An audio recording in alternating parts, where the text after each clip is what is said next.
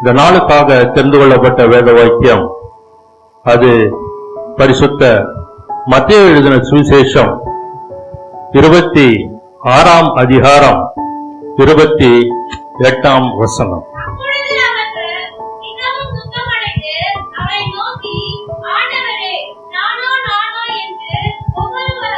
மத்தேயு 26. இது பாவ மன்னிப்பு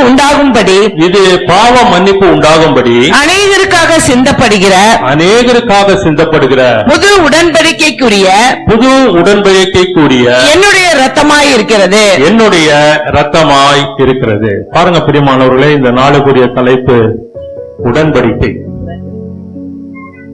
உடன்படிக்கை என்பது தேவன் மனிதனோடு செய்யக்கூடிய ஒரு விலையேற பெற்ற ஒன்று. அந்த உடன்படிக்கை இப்ப நிறைய பேருக்கு நமக்கு தெரியாது, உடன்படிக்கைனா என்னன்னே தெரியாது. ஆனா நம்ம இந்த கிறிஸ்தவ மார்க்கத்துக்குள்ளாக ஜீவித்துக் கொண்டிருக்கிறோம். வேதத்தின் அடிப்படையில பாருங்க, முதல்ல ஆண்டவர் ஆதியாகமம் 6ஆம் அதிகாரம் 18ஆம் வசனம்.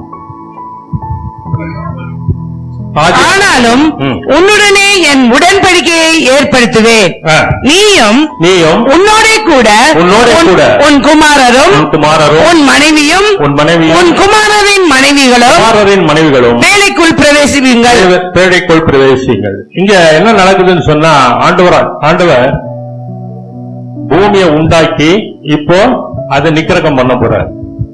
அப்படிப்பட்ட ஒரு சூழ்நிலையில அவர் மனசுக்குள்ளர முழுதுமா இதை நிகிரகம் பண்ணிட்டா என்ன வருது, மனுஷனை ஒரு நோக்கத்தோட இல்லவா நம்ம உண்டாக்கணும். இப்ப முழுசுமா நிகிரகம் பண்ணிட்டா பிசாசு ஜெயித்த மாதிரி ஆயிடும். ஆகையினால ஆண்டவர் அப்படியே பாக்குறாரு. பார்க்கும் பொழுது நோவாவை பாக்குறாரு. இது முதல்ல ஆண்டவர் ஒரு மனிதனோட செய்யக்கூடிய ஒரு உடன்படிக்கை.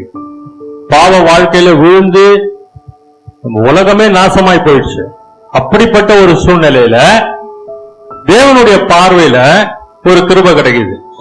யாருக்குன்னு பாருங்க, அதே அதிகாரத்துல 8ஆம் வசனத்துல பாருங்க. நோவாவுக்கோ கர்த்தருடைய கண்களில் கிருபை கிடைத்தது. இந்த கிருபை சாதாரண இல்ல பெரியமானவர்களே. இந்த பூமியில ஜீவிக்கணும்னா கிருபை வேணும். இந்த கிருபை இல்லைன்னா ஒண்ணுமே பண்ண முடியாது, எந்த காரியமும் வாய்க்காது. அப்போ இங்க வேதத்தின் அடிப்படையில பாக்குறோம், நோவாவுக்கு தேவனுடைய கண்களில் கிருபை கிடைத்தது. எப்படிப்பட்ட நபர்களோடு தேவன் உடன்படிக்கை செய்கிறார் என்பதை இது விளக்கம் நீங்க பாத்தீங்கன்னாக்கா, சங்கீதம் எழுதின புஸ்தகம் 103ஆம் அதிகாரம் 17-18. அவருக்கு பயந்தவர்கள் மேலும் அவருடைய நீதி அவர்கள் பிள்ளைகளுடைய பிள்ளைகள் மேலும் என்றென்றைக்கும் உள்ளது. அவருடைய உடன்படிக்கையை கை கொண்டு அவருடைய கட்டளையின்படி செய்ய மேலேயே உள்ளது. பாருங்க, திட்டம் தெளிவா சொல்லுது. நோவா இந்த 2 காரியங்கள்ல, அதாவது அவருடைய உடன்படிக்கையை கை கொண்டு அவருடைய கட்டளைகளின்படி எல்லாவற்றையும் செய்து கொண்டிருக்கிறார். அப்போ தேவனுடைய பார்வை நோவா மேல படுது. அந்த இருக்கக்கூடிய ஜனத்துக்குள்ள நீதிமானாய் காணப்படுகிற நோவா.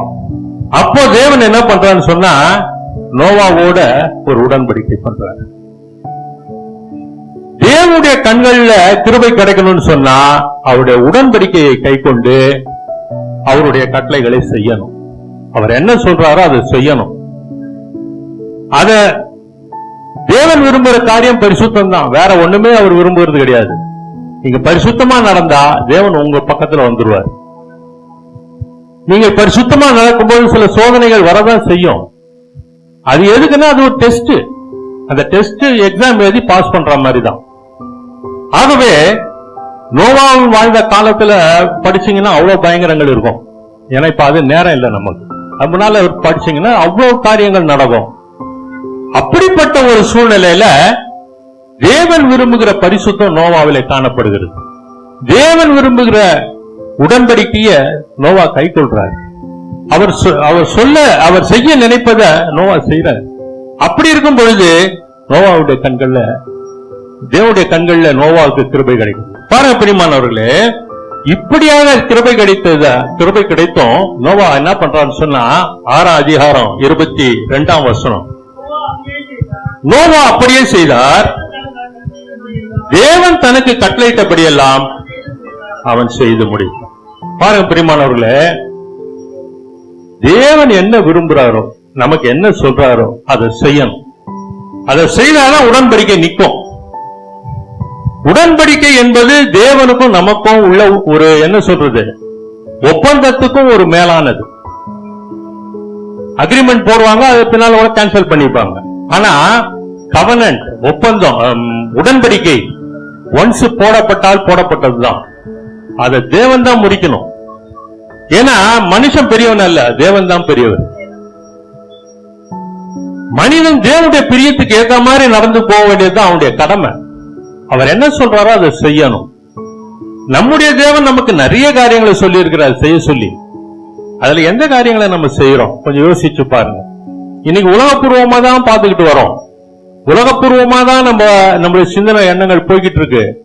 தேவனுடைய காரியங்கள்ல நம்முடைய சிந்தனை எண்ணங்கள் போவதில்லை.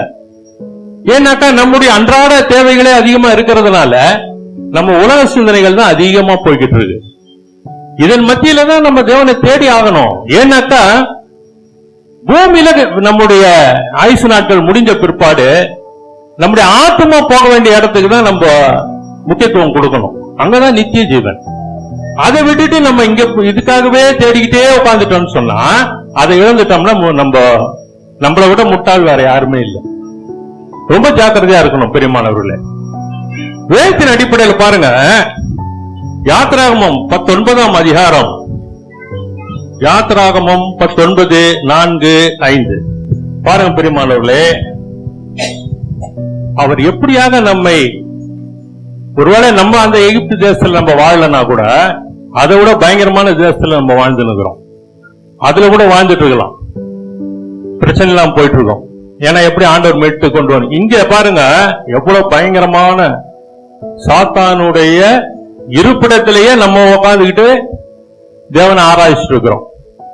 அப்படிப்பட்ட ஒரு சூழ்நிலையில இருக்கிறோம், பயங்கரமான சூழ்நிலை. இந்த சூழ்நிலையில நம்மள கழுகுகள் எப்படி தங்களுடைய குஞ்சுகளை சட்டைகளை தூக்கிட்டு வருதோ, பாதுகாக்குதோ, அது போல நம்ம பாதுகாத்து வர. நம்ம என்ன பண்றோம்னு சொன்னா, கீழே இருக்கிறத பார்த்து பார்த்து பயந்துடும். மேலானவைகளை பார்க்கணும். தேவன் சர்வ வல்லமுள்ளவரா இருக்கிறார் என்பதை பார்க்கணும். அதுதான் நீங்க பாத்தீங்கன்னு சொன்னாக்கா 2 ராஜாக்கள்ல எலிசா தேடி ஆட்களை அனுப்பிச்சிருவாங்க. அப்ப மலைகளை சுற்றிலும் ராணுவ வீரர் வந்து நிப்பாங்க. அவங்க கீழே நின்றுட்டு இருப்பாங்க, வேலைக்காரன் கீழே பார்ப்பான். அப்ப வந்து சொல்லுவான், ஐயா இந்த மாதிரி இருக்கிறாங்க, இவ்வளவு பேர் நின்றுட்டு இருக்காங்க, என்ன பண்றது? அப்ப எலிசா வேண்டுதல் பண்ணி அவன் கண்களை திறந்து விட ஆண்டவரேன்னு சொல்லும் பொழுது, அவன் மனக்கண்கள் திறக்கும் பொழுது அவனை சுற்றிலும் அக்னி ரதங்களும் குதிரைகளும் வீரர்களும் நிற்பதை கண்டு அவன் திருப்தி ஆகும். இன்னைக்கு நம்ம மனக்கண்கள் திறக்கப்படல. மனக்கண்கள் திறக்கப்படாததுனால நம்ம உலகப்பூர்வமா இருக்கக்கூடிய பிரச்சனைகளை தான் அதிகமா பார்க்கிறோம். அங்க இந்த மாதிரி நடக்குது, இங்க இந்த மாதிரி நடக்குது, இங்க இந்த பிரச்சனை நடக்குது, நமக்கு என்ன ஆகுமோ ஏதாகுமோ. மனக்கண்கள் திறக்கப்படணும் பிரியமானவர்களே.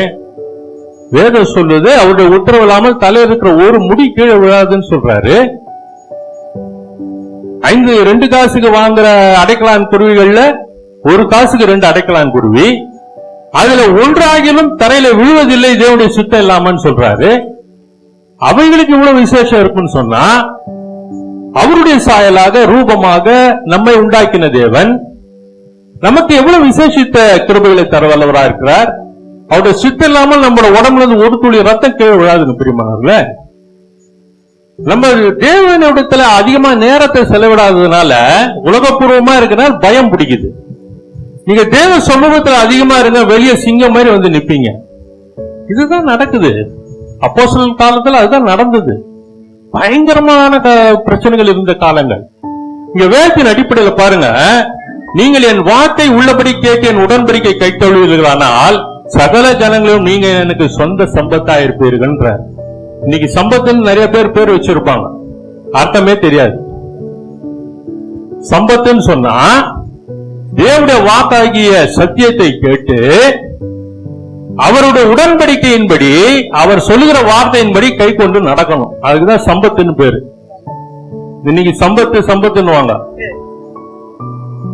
அவருக்கு என்ன சொல்றதுன்னு தெரியல. ஆகவே புரிந்து கொள்ளுங்கள், வேதத்தின் அடிப்படையில நீங்க யாருக்குன்னா சம்பத்துன்னு பேர் வச்சீங்கன்னா அவங்க எடுத்து சொல்லுங்க, தேவனுடைய வார்த்தையை கேட்டு அதன்படி உடன்படிக்கையின்படி நீ நடக்கணும், கை கொள்ளணும், அதுக்குதான் இந்த பேர் வச்சிருக்கோம் சொல்லுங்க. பாருங்க பிரியமானவர்களே, தேவன் ஆதியாகமம் 9ஆம் அதிகாரம் 13ஆம் வசனத்துல என்ன சொல்றாரு பாருங்க. நான் என் வில்லை மேகத்தில் வைத்தேன், அது எனக்கும் பூமிக்கும் உண்டான உடன்படிக்கைக்கு அடையாளமாய் இருக்கும். பாருங்க, தேவன் ஒரு வார்த்தை சொல்றார், அவர் தன்னுடைய வில்லை மேகத்துல வைத்திருக்கார். இன்னைக்கு பிதாவாகிய தேவனுடைய கரத்துல இருக்கக்கூடிய அந்த வில்ல இந்த மாம்ச கண்கள் பாக்குது. கொஞ்சம் நல்லா புரிஞ்சுக்குங்க, இந்த வானவில்ல யார் யார் இது வரைக்கும் பார்க்கல? எல்லாரும் பார்க்கிறோம். தேவனுடைய உடன்படிக்கை பூமியோட பண்ணி இருக்கிறாரு. அந்த உடன்படிக்கைய இந்த மாம்ச கண்கள், அதாவது பாவ கண்கள் பாக்குது. பாவ கண்கள் அந்த வானவில்ல பார்க்க முடியாத ஒரு கிருபையை அவர் தந்திருக்காருன்னு சொன்னா, அப்ப மனக்கண்கள் திறக்கும் பொழுது எப்படிப்பட்ட கிருபைகளை அவர் தருவார்னு சற்று யோசிச்சு பாருங்க. இதுதான் ரொம்ப முக்கியம், நீங்க தெரிஞ்சுக்கணும். இன்னைக்கு நம்ம அந்த வானவில் 7 விதமான வர்ணங்கள், விப்தியார்னு சொல்லுவாங்க. Violet, indigo, blue, yellow, orange, red. அப்போ இந்த விப்தியார், இந்த 7 வித வர்ணங்கள் என்ன அழகா இருக்குது. அதுக்கு ஈடா இன்னைக்கு ஒரு வர்ணம் கூட போட முடியலையே, என்னென்னவோ போடுறாங்க. வானத்துல வந்து அசால்ட்டா நிக்குது, இது ஒண்ணுமே பண்ண முடியலையே. காத்து அசைச்சுக்கின்னு போக முடியல. அத சுழல் காற்றா இருந்தாலும் சரி, புயல் காற்றா இருந்தாலும் சரி, அது வர்தா புயலா இருந்தா கூட அது வந்து அது அப்படியே தான் நிக்கும். அது அப்படிப்பட்ட ஒரு தேவனுடைய வார்த்தை. அது உடன்படிக்கை பூமியோட போட்டிருக்கிறார், அழிப்பதில்லை அப்படின்னு சொன்னா, நம்ம பூமியில இருந்தா கொஞ்சம் யோசிச்சு பாருங்க. உலகத்தில் இருக்கக்கூடாது, பூமியில இருக்கணும். பூமியும் அதன் நிறைவும் கர்த்தருடையது. அப்ப கர்த்தருடைய விருப்பத்தின்படி நம்ம வாழ்ந்து அவருடைய உடன்படிக்கையை கை கொண்டு அவருடைய சத்தியத்தின்படி நம்ம நடந்தோம்னா, இங்க அவர் போட்டிருக்காரு பாருங்க, உடன்படிக்கை பூமியோட அழிப்பதில்லைன்னு, அதுல நம்ம வாழ்ந்துட்டு போயிடலாம். ரொம்ப ஜாகிரதையா இருக்கணும். பரிசுத்தம், தேவனுக்கு விருப்பமான காரியங்கள், அவர் என்ன விரும்புறாரோ அதன்படி செய்து போயிட்டே இருக்கணும். மாம்சத்துக்குரிய மாயைக்குரிய காரியங்களை தூரப்படுத்தணும், அப்புறப்படுத்தணும், ஜெயம் எடுக்கணும். பிரியமானவர்களே, நான் ஜெயிக்கணும்னு சொன்னா நான் என்ன ஒப்பு கொடுக்கணும், அப்பதான் ஜெயம் எடுக்க முடியும். ஆண்டவர் பரிசுத்தத்தை தர ரெடியா இருக்கிறார், பரிசுத்தத்தை நம்ம வாஞ்சிக்கணும். தேவன் அதான் சொல்றார் பாருங்க பிரியமானவர்களே. ஆதியாகமம் 15ஆம் அதிகாரம் 18ஆம் வசனத்துல ஆண்டவர் என்ன பண்றாரு பாருங்க. உடன்படிக்கை பண்ணி எகிப்தின் நதி துவக்கி ஐப்ராத்து நதி என்னும் பெரிய நதி மட்டும் உள்ளது. பாருங்க, இன்னைக்கு ஆன்டி பேசும்போது கூட சொன்னாங்க, ஐப்ராத்து நதியை குறிச்சு பேசினாங்க. வத்தி போச்சு, தேவனுடைய வருகை சமீபமாயிடுச்சு. அன்றைக்கு போட்டார் ஆண்டவர் ஆபிரகாமோட உடன்படிக்கை. ஆனா இன்றைக்கு பாருங்க, அதை காணும்படியாக நம்முடைய கண்கள் கிருபை கிடைச்சிருக்கு. அன்னைக்கு சொன்னார், இன்னைக்கு நடக்குது. யுத்தத்துக்கு ஆயத்தம் ஆகுது. கிறிஸ்தவ மக்களாகிய நாம கிறிஸ்துவுக்கு என்று ரத்த சாட்சிகளாக மரிப்பதற்கு ஆயத்தமா? இல்ல இன்னும் உயிரை இழுத்து குச்சின்னு இருக்கணும், போற போத்தின்னு தூங்கணும் அப்படின்னு விரும்புறோமா? கொஞ்சம் யோசிச்சு பாருங்க. விளையாட்டு இல்ல. ராஜ்யத்துக்குள்ள பிரவேசிக்கணும்னா ஆண்டவர் என்ன சொல்றாரு? கேட்டுக்கு போகிற வாசல் விரிவு, ஆனா ஜீவனுக்குள் பிரவேசிப்பது வழி நெருக்கமும் இடுக்கமும் குறுதலுமா இருக்குதுன்றார். கஷ்டப்பட்டுதான் உள்ள போயிடணும். உள்ள போயிட்டீங்கன்னா விசாலமாயிடும். முதல் உள்ள நுழைவுது பலவந்தம் பண்ணப்படுதுன்றார்.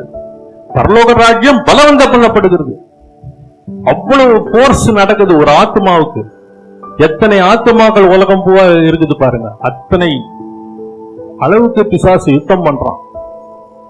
மற்றவர்களை குறித்து அவனுக்கு கவலை இல்ல, சத்தியத்தை குறித்து ஜீவ பாதையை நோக்கி போகிறவர்களை குறித்தும் தான் அவனுக்கு பிரச்சனையே. ஆகவேதான் யுத்தம், போராட்டம். தேவன் ஆபிரகாமோடு உடன்படிக்கை பண்றாரு. உடன்படிக்கை பண்ணி தேவன் சொல்றாரு, நான் உனக்கு சந்ததிய வானத்தின் நட்சத்திர பூமியின் மணலத்தையும், குழந்தையே இல்லாத காலகட்டம். நீங்க பாத்தீங்கன்னு சொன்னாக்கா அவ்வளவு சொல்லுவார் ஆண்டவர். ஆனா ஒண்ணுமே இல்ல. ஆனா வேதம் சொல்கிறது ஆபிரகாம் விசுவாசித்தான், அது அவனுக்கு நீதியாக எண்ணப்பட்டதுன்னு சொல்லுது. நீதியாக எண்ணப்பட்டது. தேவனுடைய வார்த்தை அப்படியே உள்ளே ஏத்துக்கிட்டார்.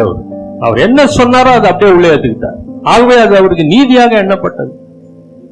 ஆபிரகாம் நீங்க பாத்தீங்கன்னு சொன்னாக்கா 99 வயசுங்க, 99 இயர்ஸ். 99 வயசு வரைக்கும் ஆபிரகாமுக்கு வெறும் சத்தம் தான் கேட்கும், ஆண்டவர் சொல்கிற சத்தம் தான் கேட்கும். ஆனா 99 வயதுல வரும்பொழுது வேதம் சொல்லுது, தேவன் ஆபிரகாமுக்கு தரிசனமாகி அப்படின்னு ஒரு வசனம். தேவன் ஆபிரகாமுக்கு தரிசனமாகி, நீ எனக்கு முன்பாக நடந்து கொண்டு உத்தமனாயிருன்னு சொல்லுவார். தேவனுக்கு முன்பாக ஒருத்தர் நடந்து போக முடியுமாங்க? கொஞ்சம் யோசித்து பாருங்க. தேவனுக்கு முன்பாக ஒருத்தர் நடந்து போக முடியுமா? எப்படிப்பட்ட ஒரு பரிசுத்தமும் ஒரு நீதியும் ஆபிரகாம் இடத்துல காணப்பட்டிருக்கணும். குழந்தைகளை முன்னால் நடக்க விட்டு, ஏன்னா பார்த்துக்கிட்டே நம்ம போவோம், பின்னால வருவோம், பாதுகாப்பு. தேவன் அன்றைக்கு சொல்றார் ஆபிரகாமுக்கு, அன்றைக்கு சொல்றார், எனக்கு முன்பாக நடந்து கொண்டு உத்தமனாயிரு. 99 வயசுங்க. அந்த அப்பதான் சொல்லுவாரு, ஈசாக்கு பேர் வெய்யி குழந்தைக்கு. ஆபிரகாம் நகைத்து முகம் குப்புற விழுந்து அப்படின்னு வேதம் சொல்லும். அது ஒரு டைம் தான், 99 வயசு ஆயிடுச்சு, இந்த வயசுல சொல்றாருன்னு சொல்லி ஆபிரகாம் கொஞ்சம் நகைப்பார், அவ்வளவுதான். தேவன் அதை பெருசா எடுக்கல. சாராளுக்கு 90 வயசுன்னு சொல்லுவார், 10 வயசு வித்தியாசம். விளையாட்டு இல்ல பிரியமானவர்களே. உடன்படிக்கை என்பது தேவன் சொல்றதை நம்பி அதன்படி செயல்படணும், அதன்படி நம்பி வாழணும். தேவனால் கூடுன்ற நம்பிக்கை தான் நமக்கு முக்கியம். அவரால் கூடும், அவ்வளவுதான்.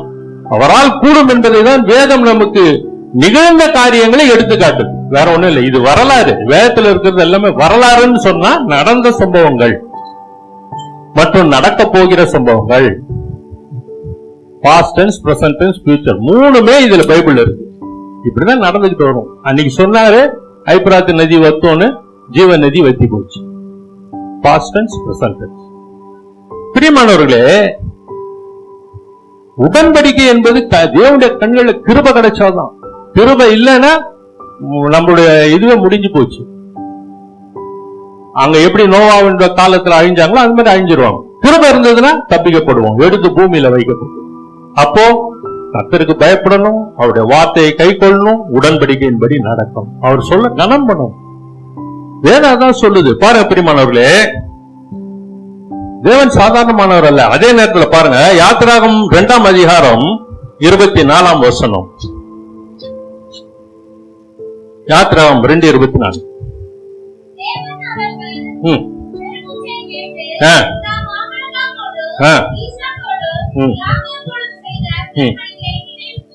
பாருங்க, நினைவு பெருமூச்சை கேட்கிறது. உங்களுக்கு தேவன் ஒரு வார்த்தை சொல்லிட்டாருன்னு சொன்னா, அவர் உங்களோட உடன்படிக்கை பண்ணி உங்களுக்கு ஒரு வார்த்தையை சொல்லிட்டாருன்னா தாமதம் ஆகலாம். நீங்க பொறுமையா இருந்து சில நேரங்கள்ல பெருமூச்சு விட்டு, ஆண்டவரே அப்ப சொன்னீங்க இன்னும் நடக்கலையே அப்படின்னு நீங்க ஒரு பெருமூச்சு விட்டு ஒரு ஜெபம் பண்ணீங்கன்னு சொன்னா அந்த ஜெபத்தை தேவன் கேட்கிறவராயிருக்கிறார். வேதம் சொல்லுது, தேவன் அவர்கள் பெருமூச்சை கேட்டு தாம் ஆபிரகாமோடும் ஈசாக்கோடும் யாக்கோபோடும் செய்த உடன்படிக்கையை நினைவு கூர்ந்தார்னு சொல்லு. தேவன் நினைவு கூறுகிற தேவன், மறக்க மாட்டாரு. அப்படியே இருந்து பாப்பாரு, இல்ல இவன் இன்னும் தாங்குறானா தாங்கலையா, அதான் அதனுடைய அர்த்தம். நம்மளும் கம்முன்னு இருந்தோம்னா அவரும் கம்முன்னு இருப்பாரு. சரி இவன் தாங்க, எவ்வளவு அடிச்சாலும் தாங்குறான், ரொம்ப நல்லவனா இருக்கிறான் அப்படின்னு சொல்லி அவரும் பொறுமையா இருக்கிறாரு. தேவனுக்கு பெரிய விஷயமே கிடையாதுங்க பொறுமையா இருக்கிறது. நீடிய பொறுமைன்னு வேதம் சொல்லுது. அதெல்லாம் நம்மளால தாங்கவே முடியாது. ஏன்னா நமக்கு வயசாகினே போவோம், அவர் வயசு கம்மியாகினே இளமையாகினே இருப்பார் அவர். அவரை பொறுத்த வரைக்கும் அவருக்கு பிரச்சனையே கிடையாது. அவர் நீடிய ஆயுசு உள்ளவர். நமக்கு சுருக்கமான வயசுதான். ஆனால் நம்ம பதறுவோம், ஐயோ வயசாயினே போகுது, இன்னும் இது நடக்கல அது நடக்கல. அவரை பொறுத்த வரைக்கும் ஆமா, சாரால் 90 வயசு டக்குன்னு 20 வயசு கொண்டு வந்துட்டார். ஆபிரகாம் 100 வயசு, அவர் 25 வயசு கொண்டு வந்துட்டார். பயங்கர பலன் ஒழுங்கு. அதெல்லாம் இப்ப பேசினா நேரம் ஆயிடும். ஆக பாருங்க பிரியமானவர்களே, நான் பேசும்போதுதான் டைம் வேகமா ஓடுது. நான் இவ்வளவு நேரம் உட்காந்து பார்த்தேன், ஆராதனை நடக்குது, ஆன்டி பேசுறாங்க, ஐயா இது பண்றாங்க, டைம் போவே இல்லைங்க. அப்படியே நிக்கு வந்து ஏன் வந்து நிக்கிறேன், டக்குன்னு வந்து நிக்குது. இப்போ இதுதான் என்னன்னே எனக்கு புரிய மாட்டேங்குது. ஜபந்தான் பண்ணணும், ஆண்டவர் டைம் நிறுத்தி வைக்கணும். பாருங்க பெருமானவர்களே, நம்முடைய பெருமூச்சை கேட்கிற தேவன் விளையாட்டே கிடையாது. நீங்க எவ்வளவு நீங்க முடிஞ்ச அளவுக்கு நீங்க இருக்கிறீங்க. ஒரு பீரியடுக்கு மேல பலூன் எப்படி ஊதுனா படார்னு வெடியுமோ அதுதான் பெருமூச்சு, வேற ஒண்ணுமே கிடையாது. ஆண்டவரே தாங்க முடியல, இன்னும் எவ்வளவு நாள், இன்னும் இவங்க இப்படி பேசிக்கிட்டு அப்படி பேசிட்டு இருக்காங்களே, நீங்க மன இறங்க மாட்டீங்களா அப்படின்னு சொல்லி ஒரு பெருமூச்சோட ஒரு நம்ம வேண்டுதல் வைக்கும் போது அவர் புதிய உடன்படிக்கைய நினைவு கூறுறார். ஒருவேளை நம்ம கிட்ட தேவன் பேசாம இருந்திருக்கலாம். ஆனா வேதம் என்ன சொல்லுது பாருங்க, லூக்கா 22:20. லூக்கா 22:20.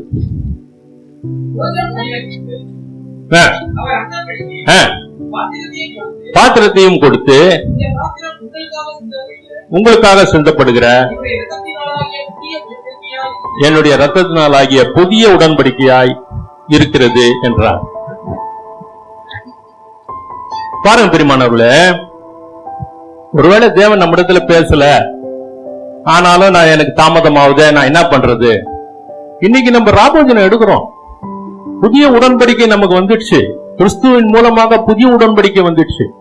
இந்த புதிய உடன்படிக்கையை வச்சுதான் நம்ம தேவனோட பேசணும். ஏன்னா நம்ம இழந்துட்டோம் கிருபைய. இன்னைக்கு புதுப்பிச்சு தந்திருக்கிறார் ஆண்டவராகிய இயேசு கிறிஸ்து. உடன்படிக்கையை புதுப்பிச்சு தந்திருக்கிறார். பழைய உடன்படிக்கைகளை காட்டிலும் புதிய உடன்படிக்கை கடுமையாக இருக்குது. இதை யார் கை கொள்ள கூடும்? இது நசரேய உபதேசமா இருக்கேன்னு சொல்லி கூட இருந்த சீச்சர்களே ஓடிட்டானுங்க. அவ்வளவு கடுமையா இருக்குது. ஆனா ஆண்டவராகிய இயேசு கிறிஸ்து நமக்காக பரிந்து பேசுகிறா இருக்கிறபடினால நம்முடைய பெருமூச்சுகளை அவரிடத்துல ஏறெடுக்கும் பொழுது, வருத்தப்பட்டு பாரம் சுமக்கிறோம், நீங்க எல்லாரும் என்னிடத்தில் வாருங்க, நான் உங்களுக்கு இளைப்பாறல் தருவேன் என்று சொன்ன தேவன் என்ன பண்றான்னு சொன்னா, நம்முடைய தேவைகளை பிதாவின் இடத்துல வைக்கிறார். இன்னைக்கு புதிய உடன்படிக்கை. அன்னைக்கு தேவன் டைரக்டா உடன்படிக்கை பண்ணார். இன்னைக்கு அவருடைய குமாரன் மூலமாக நமக்கு புது உடன்படிக்கை பண்றார். பிரியமானவர்களே, இந்த உடன்படிக்கைய நம்ம சில நேரங்கள்ல மறந்துடுறோம்.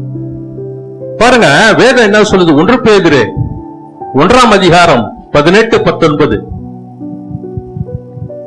உங்கள் முன்னோர்களால் பாரம்பரியமாய் நீங்கள் அனுசரித்து வந்த வீணான நடத்தை நின்று அறிவுள்ள வஸ்துக்களாகிய வெள்ளியினாலும் பொன்னினாலும் மீட்கப்படாமல் குற்றமில்லாத மாசற்ற ஆட்டுக்குட்டியாகிய கிறிஸ்துவின் விலையேறப்பெற்ற இரத்தத்தினாலே மீட்கப்பட்டீர்கள் என்று அறிந்திருக்கிறீர்களே.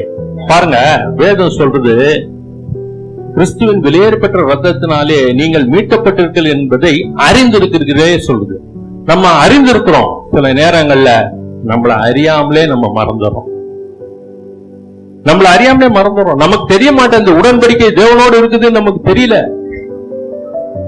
பாருங்க பெருமானவர்களே, என் வாழ்க்கையில நடந்தது ஒண்ணு சொல்றேன். காலேஜ் படிச்சிட்டு இருக்கேன். 1989, 88, 89, 89, 90 2 வருஷம் MA எக்கனாமிக்ஸ் வைஷ்ணவ காலேஜ் அரும்பாக்கத்துல பண்றேன். அப்போ இந்த 88, 89வது வருஷத்துல என்ன பண்றாங்க, வீட்டுல எங்க அம்மா காலேஜுக்கு போயிட்டான் இவன், ஆகையனால இவனுக்கு பிஜி பண்றதுனால கையில மோதிரம் போடணும் அப்படின்னு சொல்லி எங்க அம்மா என்ன பண்றாங்க, எங்க அப்பா கிட்ட சொல்றாங்க, சரி நீங்க என்னவோ அதை செலக்ட் பண்ணி சொல்லுங்க, பண்ணிடலாம் அப்படின்னு சொல்லிட்டு எங்க அப்பா சொல்லிட்டு போயிட்டாரு. அப்ப எங்க அம்மா என்ன பண்ணாங்க, டிசைன், எங்க அம்மா நல்லா வரைவாங்க, இப்ப அவங்களுக்கு 82-83 வயசு ஏறக்குறைய. வரைவாங்க, நல்லா வரைவாங்க. ஒரு பொருளை காமிச்சா அதை அப்படியே வரைஞ்சிருவாங்க. அப்ப அவங்க என்ன பண்ணாங்க, என்னுடைய இனிஷியல் எஸ், சி கிறிஸ்டபருடைய இனிஷியல் சி. அப்ப இந்த ரெண்டுத்தையும் சேர்த்து என்ன பண்ணாங்க, ஒரு ரோப் மாதிரி, ஒரு டயர் மாதிரி அழகா வரைஞ்சு எஸ் சின்னு போட்டு இப்படி பண்ணிடலாம்பா அப்படின்னாங்க. நான் சும்மா இருக்கக்கூடாதா, நான் என்ன பண்ணிட்டேன், அதை பார்த்துனேன், ஏமா நல்லா தான் வரைஞ்சுக்கிறீங்க, அது அப்படியே ஒரு பாம்பு மோதிர மாதிரி வரைஞ்சிருங்களா, தலைய பாம்பா போட்டுருங்க, எஸ் உடம்பு சி ஆக்கிடுங்க அப்படின்ட்டேன். இல்லப்பா நமக்கு அதெல்லாம் ஒத்து வராது அப்படின்னு சொல்றாங்க எங்க அம்மா.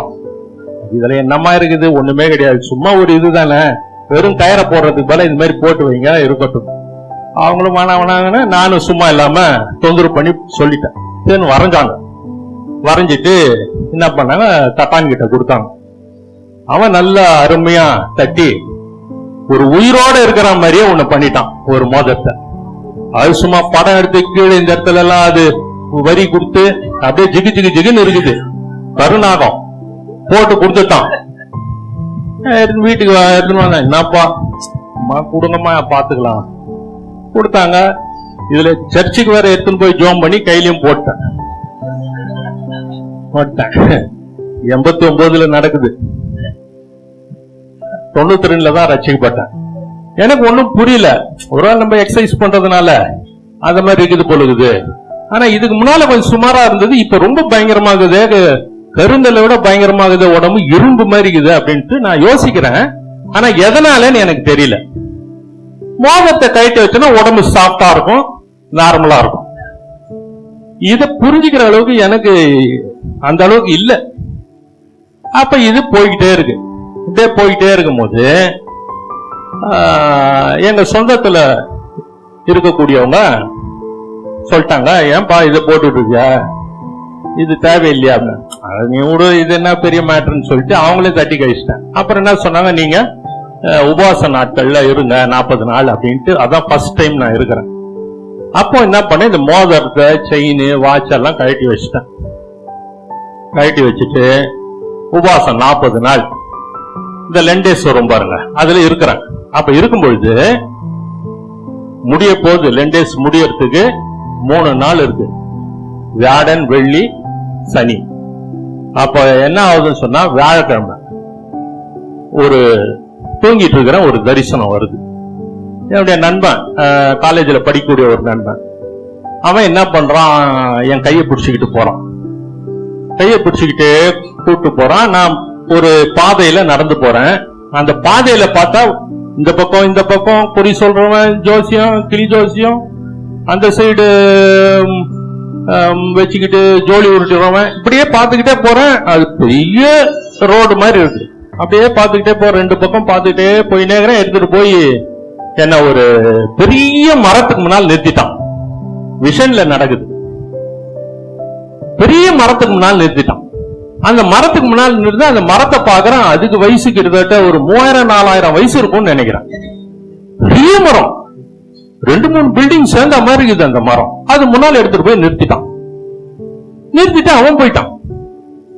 இப்ப அப்படி போய் அப்படி நின்றுட்டு இருக்கிறேன். அப்படி நின்றுட்டு அந்த மரத்தை அப்படி பார்க்கும் போது டக்குன்னு அந்த மரம் மாறி பெரிய கருநாகம் நிக்குது. பழைய யானையுடைய துதி கை எப்படி இருக்குமோ அப்படியே தோல் உறிஞ்சி அப்படியே நிக்குது. அவ்வளவு தத்ரூபமா நிக்குது அந்த கருநாகம். அதை அப்படி பார்த்துக்கிட்டு நின்றுட்டு இருக்கிறேன். எதுவும் என்ன பேச விடல ஆண்டவர், கம்மன் தான் நிக்கிறேன். அது என்ன சொல்லுதுன்னு சொன்னா,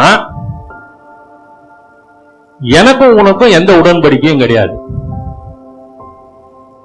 உனக்கும் உன் தேவனுக்கும் தான் உடன்படிக்கைன்னு சொல்லுது. சொன்னது நான் அந்த இடத்தை விட்டு வேகமா ஓடுறேன். அது என்ன துரத்தும்படியாக வருது, ஆனா நின்னுச்சு, போயிட்டேன், வந்துட்டேன். அந்த விஷன் முடிஞ்சிச்சு. நம் பாரம்பரிய சபையில வளர்ந்து வரவங்க, லூத்தரன் திருச்சபை, அங்க ஐயா என்ன சொல்றாரோ அதுதான். அங்க நமக்கு சரியான விளக்கங்கள் கிடைக்காது. உடன்படிக்கைன்னா என்னன்னு கேட்டது கூட கிடையாது. காலேஜ் டைம் இல்ல, கேட்கறதுக்கு நேரமே இல்லாத டைம் அதெல்லாம். ஆனா தரிசனத்துல சொல்லுது, உனக்கும் உன் தேவனுக்கு தான் உடன்படிக்கை, உனக்கும் எனக்கும் எந்த சம்பந்தமும் கிடையாதுன்னு சொல்லிடுச்சு. இப்போ வந்துட்ட பிற்பாடு மோதிரம் அப்படியே தான் இருக்குது என் ரூம்ல, ஷெல்ஃப்ல அப்படியே இருக்குது. அது என்ன பார்த்தா மாதிரியே தான் இருக்குது. நானும் சரி அத போடலாம். புரியல பாருங்க. அதாவது தரிசனங்கள் கிடைச்சாலும் அதை தானியேலுக்கு ஒத்த அறிவு வந்தாதான் நமக்கு புரியும். ஆகையினால்தான் தானியேலுக்கு ஒத்த அறிவை நம்ம கேட்கணும். விளக்கங்கள் வரும், ஆனா அதை அறிந்து புரிந்து கொள்ளக்கூடிய ஞானம் நமக்கு வேணும். ஏன்னா ரொம்ப தந்திரமானவன் பிசாசு. ரொம்ப காரியங்களை கடந்து வந்து தான் இன்னைக்கு தேவன் உங்க மத்தியில பேசும்படியாக வச்சிருக்க. அப்போ சரி, இப்ப இன்னும் அதுல அப்ப என்ன ஆயிடுச்சுன்னா, நான் போடலான்னு யோசிப்பேன். அது சொல்லும், இப்ப போடலாமே, அதான் 40 நாள் முடிஞ்சிடுச்ச, இப்ப போடலாமே பேசும் அப்படின்னு சொல்லும். நானும் அதை எடுக்கலான்னு போகும்போது இன்னொரு சத்தம் எனக்கு கேட்கும், இப்ப என்ன அர்ஜென்ட், அப்புறம் போட்டுக்கலாமே, எங்க போயிடுது அது. நான் ஆமா அப்புறம் போட்டுக்கலாமே அப்படியே விட்டேன். இப்படியே போய் போய் போய் கடைசியும் அதை போடல. அது அப்படியேதான் இருந்தது. அது கடைசியில என்ன பண்ணோம், எங்க அம்மா கிட்ட கொடுத்தேன். அம்மா இது வேணாம், இதை அழிச்சிட்டு வேற மோதிரம் எனக்கு செய்து கொடுங்க அப்படின்னு. என்னப்பா வேணாமா, ரொம்ப மோசமானதுமா அது. அப்ப எங்க அம்மா அப்ப சொன்ன, இல்ல நீ கேட்க வேண்டியதானேன்ட்டு அதை எங்க அப்பா கேட்கிறாரு, குர்ரா நான் போட்டுக்கிறேன், எனக்கு தான் தெரியாது என்னன்னு, வேணாப்பான்னு சொல்லிட்டு அவருக்கும் கொடுக்காம தட்டாங்கிட்ட கொடுத்து அழிச்சு ஒரு அருமையான சிலுவை மோதிரம் செய்து கொடுத்தான். அதுதான் இப்ப வச்சிருக்கேன். இப்ப மோதிரம் போறதுல எதுவும் எனக்கு பாதாளத்திலிருந்து தூக்கின்னு வந்துட்டார். இனி என்ன பெருமை, அதனால அதுவும் தேவையில்லைன்னு விட்டேன். சுத்தமா அது மேல ஆசையும் கிடையாது. இன்னும் வீட்டுல அப்படிதான் இருக்குதுன்னு வச்சுங்க. எதுக்கு சொல்ல வரேன்னு சொன்னா, உடன்படிக்கை நமக்கு தெரியல. நம்மள அறியாமலே சில சொரூபங்கள் வேதம் என்ன சொல்லுது பாருங்க. யாத்திராகமம் 20ஆம் அதிகாரம் 3-4. என்னை அன்றி உனக்கு வேறே தேவர்கள் உண்டாயிருக்க வேண்டாம், மேலே வானத்திலும் கீழே பூமியிலும் பூமியின் கீழ் தண்ணீரிலும் உண்டாயிருக்கிறவர்களுக்கு ஒப்பான ஒரு சொரூபத்தை ஆகிலும் யாதொரு விக்கிரகத்தை ஆகிலும் நீ உனக்கு உண்டாக்க வேண்டாம். பிரியமானவர்களே, தேவன் சொல்ற வார்த்தை செய்யாதன்ற. நம்மன்றது நான் தெரியாம செய்து போட்டேன். நம்மள எப்படி ஒவ்வொருத்தர் இருக்கிறோன்றது எனக்கு தெரியல. கொஞ்சம் யோசிச்சு பாருங்க. தெரியாம நடக்கிற காரியங்கள் தான் நல்லது போல காணப்படுகிறது. மனிதனுக்கு செம்மையாய் தோன்றுகிற வழிகள் மரண வழிங்க. அது எடுத்துட்டு போய் மரணத்தோட ஒப்பந்தம் பண்ற மாதிரி முழுங்கிடுவான் பிசாசு. பாம்பு எல்லாத்தையும் முழுங்கும், கடிச்சு சாப்பிடாது.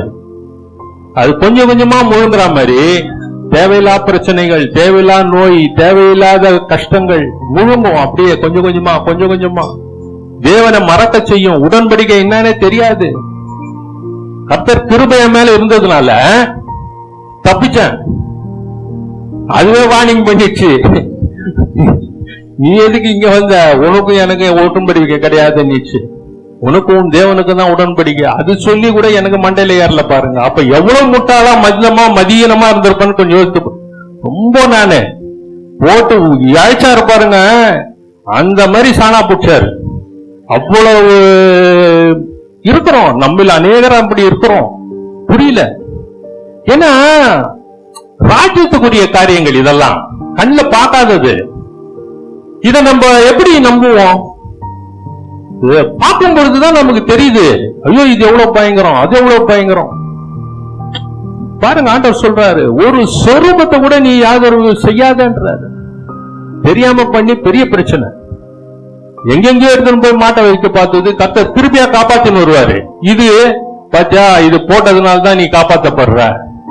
இவன் சைட்ல புல் மியூசிக் எப்படிலாம் ஏமாந்தான் தெரியுங்களா? பயங்கரம், விளையாட்டு இல்ல. பாருங்க பிரியமானவர்களே, இதுல இப்போ நவீன காலங்கள்ல இப்ப இருக்கக்கூடிய சூழ்நிலையில மக்கள் பாருங்க எப்படி ஏமாறுறாங்க பாருங்க. லேவியராகமம் 19ஆம் அதிகாரம் 27-28. உங்கள் தலை மயிரை சுற்றி ஒதுக்காமலும் தாடியின் ஓரங்களை நிறுத்துங்க. இது பாருங்க, உங்கள் தலைமயிரை சுற்றிலும் ஒதுக்காமலும். இன்னைக்கு பாத்தீங்கன்னு சொன்னா ஃபுல்லா புள்ளிங்கோ ஸ்டைல் தான். கேள்விப்பட்டிருக்கிறீங்களா? இப்ப சமீபத்துல நடக்கிற காரியங்கள் புள்ளிங்கோ ஸ்டைல் என்றான்.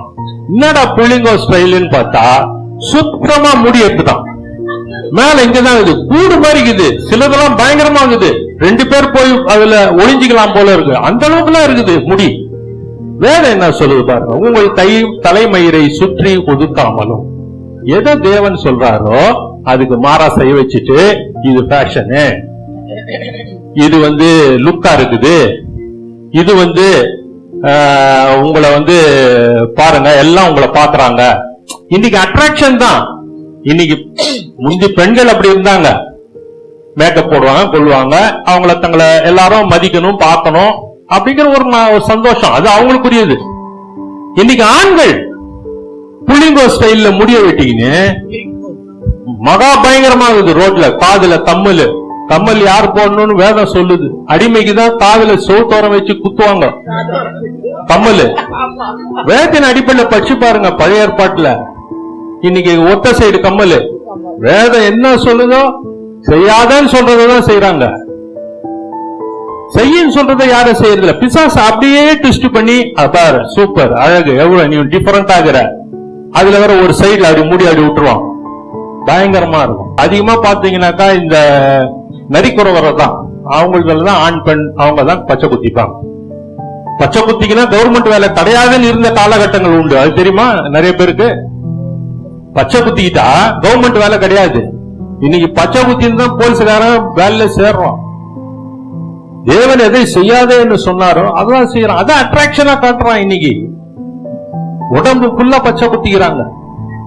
பச்சை குத்தி கொள்ளும் பொழுது என்ன நடக்கும் சொன்னா, கைகளை கீறி கொள்ளும் பொழுது என்ன நடக்கும் சொன்னா, நீங்க பாத்தீங்கன்னா இந்த மொகரத்தன்னைக்கெல்லாம் பாய்ங்க பாத்தீங்கன்னா முதுகு அடிச்சு கிழிச்சுப்பான், பிளேட் எடுத்து கீறிப்பானுங்க, மண்டையில சர்ன்னு ரத்தம் ஊத்தும். கீறும் பொழுதும் பச்சை குத்தி கொள்ளும்போது ரத்தம் வெளியே வருது. அப்ப என்ன நடக்குதுன்னு சொன்னா, நீங்க உங்க சரீரத்துல கேட் உண்டு பண்ணி தரீங்க.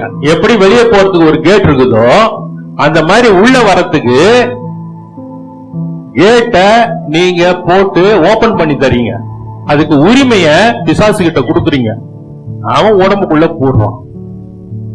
தேவன் உடன்படிக்கை பண்ணி அஸ்திபாரம் போட்டு மூடப்பட்டிருக்கிற அக்கினி வேலிக்குள்ள தேவன் உடன்படிக்கையோடு எதை செய்யாதே என்று சொல்கிறார் அதை செய்யும் பொழுது நீங்க வழி திறந்து தரீங்க.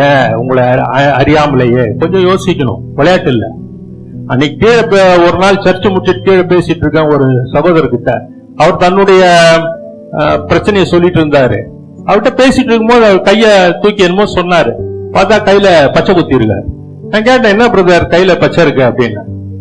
அவரு ஆமாங்க அப்படின்னாரு. இது குத்தக்கூடாதுன்னு உங்களுக்கு தெரியாதா? இல்லங்க எனக்கு தெரியாதுங்க. எப்போ எப்படிப்பட்ட ஒரு சபையில இருக்கக்கூடிய நபர் சொல்றாரு தெரியாதுன்னு சொல்றாரு. அப்ப என்ன நடக்குது? எவ்வளவு அறியாமலே நம்ம இருக்கிறோம், எவ்வளவு மதியினம் நம்ம இடத்துல காணப்படுது, உலகத்துக்குரிய காரியங்கள் எவ்வளவு நம்ம இடத்துல காணப்படுது. கொஞ்சம் யோசிச்சு பாருங்க. விளையாட்டுல பிரியமாங்க, சின்ன காரியங்கள்ல உடன்படிக்கை உடைஞ்சோம், டக்குன்னு உள்ள பூந்துட்டாங்கன்னா ஆக்கிரமிப்பு நடந்துரும். அப்புறம் ஆண்டவரேன்னா ஒண்ணும் பண்ண முடியாது.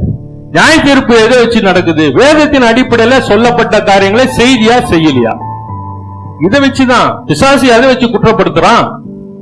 வேதத்தின் அடிப்படையில் ஆண்டவர் என்ன சொன்னாரோ அதை செய்யாதபடிக்கு அவன் செய்திருந்தால் அதை வச்சுதான் குற்றப்படுத்துறான். கொஞ்சம் நம்ம ஜாக்கிரதையா இருக்கணும். வேதத்தின் அடிப்படையில விளையாட்டே கிடையாது பிரியமானவங்க. கர்த்தர் அப்படி இருந்தோம் பாருங்க. இன்னைக்கு நிறைய பேர் பாருங்க மதுபானம் குடியாதுன்னா குடிச்சிடுறாங்க. மதுபானம் குடிச்சா என்னங்க பிரச்சனை? மதுபானம் குடிச்சா போதை வரும், எல்லாம் வரும். ஆனா வேதம் என்ன சொல்லுது?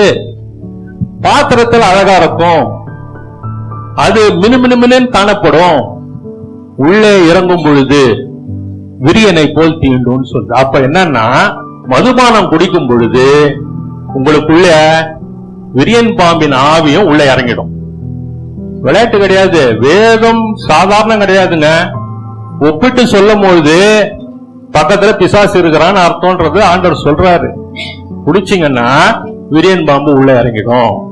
உள்ள இறங்கிச்சுன்னா வேதம் என்ன சொல்லுது? அது விரியனை போல் தீண்டும், மரணத்தை உண்டு பண்ணும்.